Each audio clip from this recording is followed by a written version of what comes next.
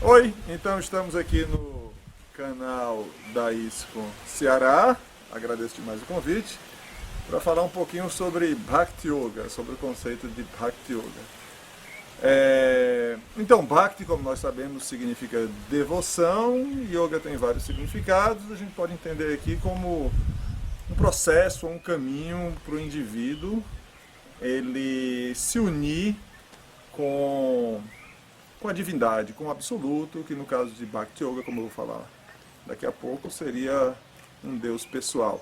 Então esse conceito, né, de Bhakti Yoga ele aparece pela primeira vez nesse texto clássico do hinduísmo, que é a Bhagavad Gita. Na verdade é a Bhagavad Gita que coloca pela primeira vez esse termo yoga sendo antecedido de vários outros termos, né? Aí você tem Bhakti Yoga, o yoga da devoção. Você tem também na própria Bhagavad Gita Karma Yoga, o yoga da ação. Você tem Jnana Yoga, o yoga do conhecimento. Você tem Buddha Yoga, o yoga da inteligência ou do discernimento, etc. Tá certo? Então tudo isso na Bhagavad Gita.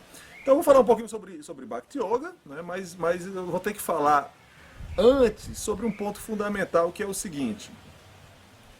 Então, sem sombra de dúvida, o conceito de devoção, Bhakti, ou de uma forma mais geral, o caminho espiritual Bhakti Yoga, é um dos temas centrais da Bhagavad Gita. No entanto, surpreendentemente, a expressão Bhakti Yoga, ela aparece apenas uma vez na Bhagavad Gita, né, no capítulo 14. Né. A palavra Bhakti não, né, você encontra ela dezenas de vezes. No entanto, a expressão Bhakti Yoga você encontra apenas uma vez. Só a título de ilustração, eu acho que é interessante a gente saber isso. Existem ao todo 9 expressões compostas do tipo Bhakti Yoga, ou seja, algo como Karma Yoga, etc. Então você tem Buddha Yoga, como eu falei, Yoga do discernimento, aparece em 3 versos. Você tem Karma Yoga, o Yoga da ação, aparece em 4 versos essa expressão. Jnana Yoga, o Yoga do conhecimento, aparece 2 vezes, em 2 versos. Sannyasa Yoga, o Yoga da renúncia. Você tem Sankhya Yoga, o Yoga do estudo analítico. Bhakti Yoga, como eu mencionei, o Yoga da devoção. Dhyana Yoga, o Yoga da meditação.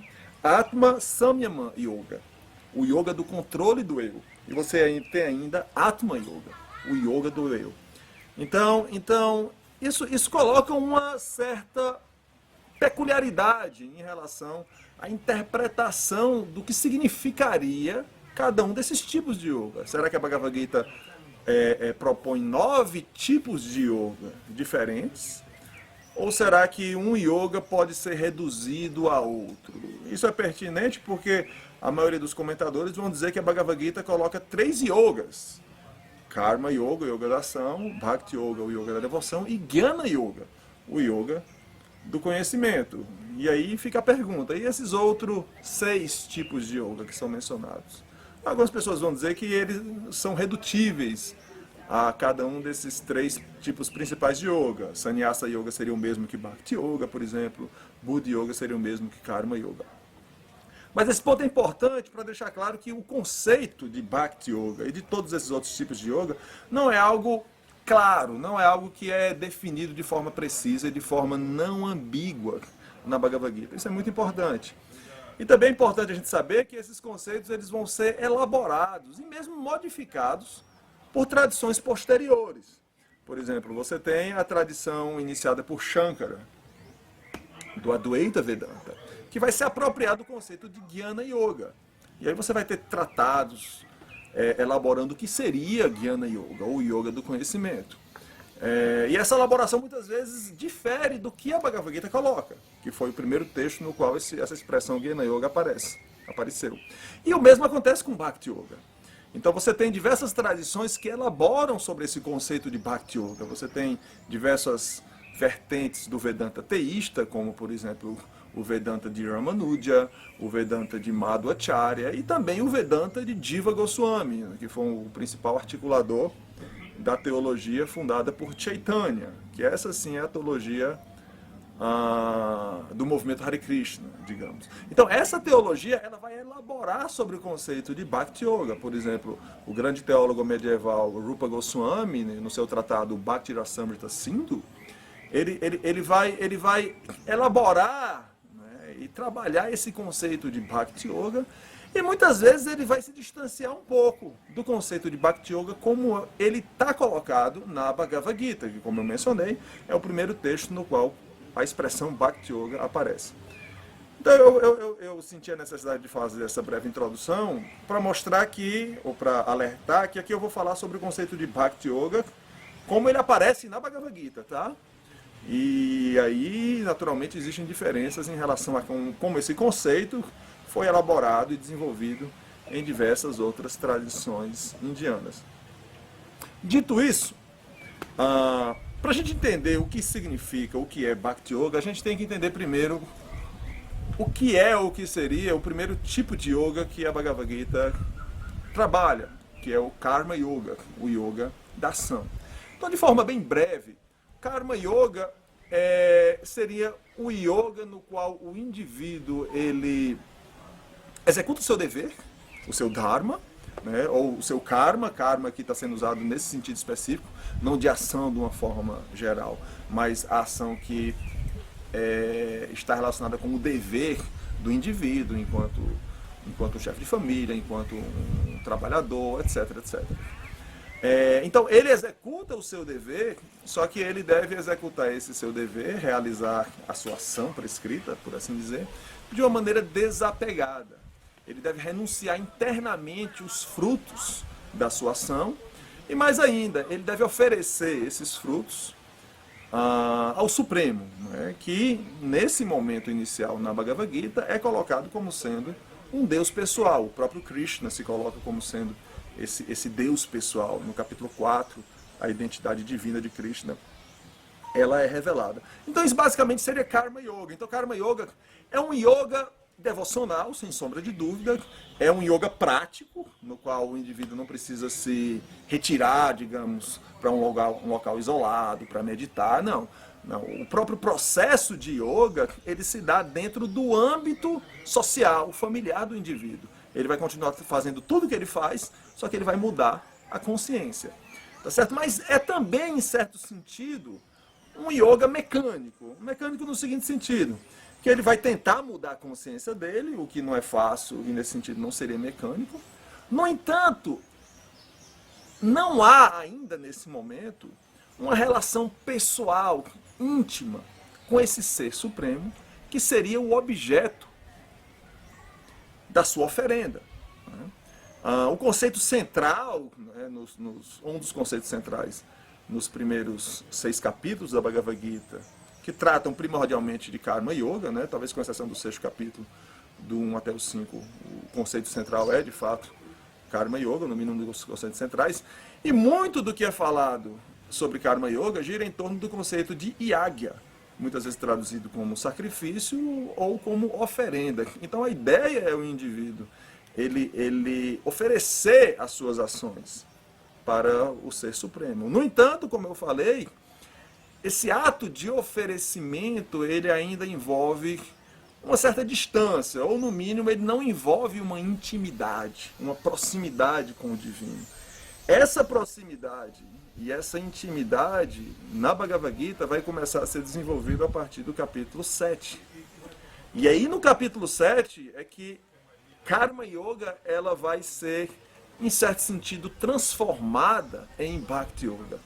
Então Bhakti Yoga vai surgir quando esse ato de oferecer, né, suas ações, seus pensamentos, em última instância, sua própria vida, né, o yogi ele deve oferecer a sua própria vida ao divino, mas esse ato de oferecimento, ele se dá com amor.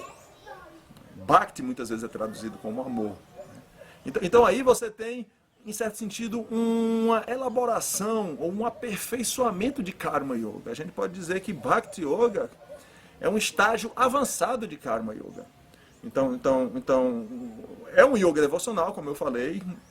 Karma Yoga pode ser visto como um yoga devocional, só que esse aspecto devocional ele é incipiente. Certo? Exatamente porque o indivíduo ele ainda não despertou no seu coração, ou ele ainda não acordou no seu coração esse amor puro que supostamente ele tem pelo Ser Supremo. Bhakti Yoga vai começar quando o indivíduo ele já tem essa proximidade com o divino, ele já se relaciona com o Supremo de uma relação, a partir de uma relação pessoal, de uma relação íntima. Por isso que eu mencionei no início que Karma Yoga pode ser visto como tendo algo, como um teor mecânico, porque esse aspecto de intimidade, de pessoalidade, ele não está presente em Karma Yoga. E é por isso também que muitos, assim, eu arriscaria dizer que todo praticante inicial de Bhakti Yoga, na verdade, é um Karma Yogi. Se ele se esforça o suficiente, ele vai atingir essa plataforma, que não é uma plataforma trivial também, não é uma plataforma fácil, porque Karma Yoga envolve, esse que é um conceito extremamente fora da nossa realidade, que é o indivíduo realizar as ações sem apego, né, sem querer para si o fruto das ações. Mas se o indivíduo chega a esse nível, ele ainda não é um Bhakti Yogi, ele é um Karma Yogi. Por quê? Porque o coração dele não está puro. E nesse sentido, para concluir, né, tem esse famoso verso da Bhagavad Gita, é um verso do capítulo 9, né, um verso muito conhecido, Patram Pushpam Palantoyan Yome Bhaktya Prayachati Tadaham Bhakti Partam Ajnani Pratatmana. Então esse verso é um verso muito conhecido, se alguém me oferecer com amor e devoção fruta, folha, flor ou água, eu aceitarei. Isso é Krishna falando. Mas tem um termo que é o último termo, a última palavra do verso, né? Pratatmana, que pode ser traduzido como aquele cujo eu é puro, aquele cujo Atma, né? O eu, a consciência, é pura. Então, nesse verso é colocado, né, não apenas a devoção, bhakti, como um pré-requisito para a aceitação desses itens, dessas oferendas, mas o coração do indivíduo ser um coração puro, ser um eu puro. Então esse verso ele é bem característico em relação ao que seria Bhakti Yoga. Então Bhakti Yoga, na verdade, é o que o Karma Yogi deseja atingir. Né? Ele quer estabelecer essa relação pessoal, essa relação pura, essa relação íntima com o Ser Supremo. É tanto que, né, em todos esses capítulos que descrevem Bhakti Yoga, que vai do capítulo 7 ao capítulo 12, né, você tem uma descrição, ou seja, você tem Krishna falando sobre o seu devoto de uma maneira muito íntima. Né? Na verdade, o próprio capítulo 7 abre com esse grau de intimidade. Né? Krishna fala que não há devoto mais querido a ele do que um devoto que tem tais e tais e tais características, só para dar um exemplo. Então o próprio discurso de Krishna nesses capítulos é um discurso que envolve proximidade, intimidade em relação com o yogi. Então isso é um discurso sobre o Bhakti Yogi.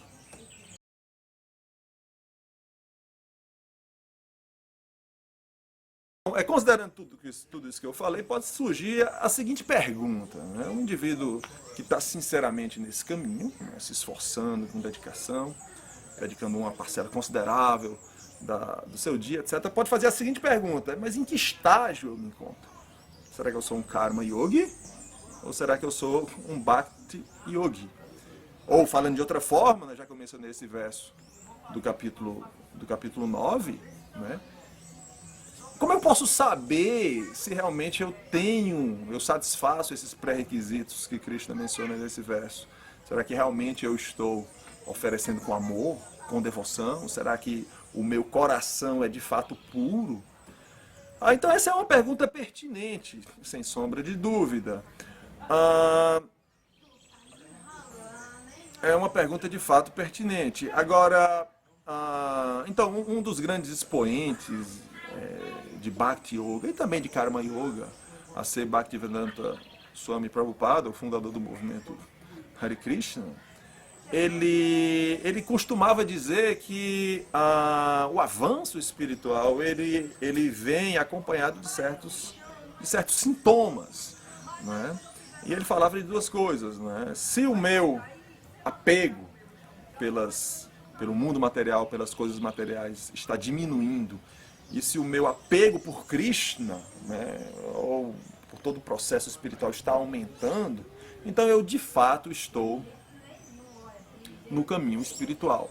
né? Então esse é um termômetro que a gente pode usar para a gente ver até que ponto a gente está no caminho certo. No entanto, ele talvez não toque diretamente nessa pergunta, né? Mais uma vez, como eu posso ter certeza se Christian de fato aceitou a minha oferenda? Bom, então isso que eu falei até agora foi assim uma abordagem mais textual, digamos assim, pegando a Bhagavad Gita e vendo os termos que são usados, etc., chegar a uma certa conclusão sem correr muito risco de errar, digamos assim. Agora, saindo um pouquinho mais do contexto, indo para um contexto mais abrangente, mais teológico, né? E mais uma vez se referindo a Srila Prabhupada, né? Quando ele dizia que cada passo que nós damos em direção a Krishna, Krishna dá 10 passos em nossa direção, ou seja, muitas vezes Srila Prabhupada colocava Krishna, né, a pessoa suprema, como um pai amoroso, né, que é sensível aos esforços do filho. Né?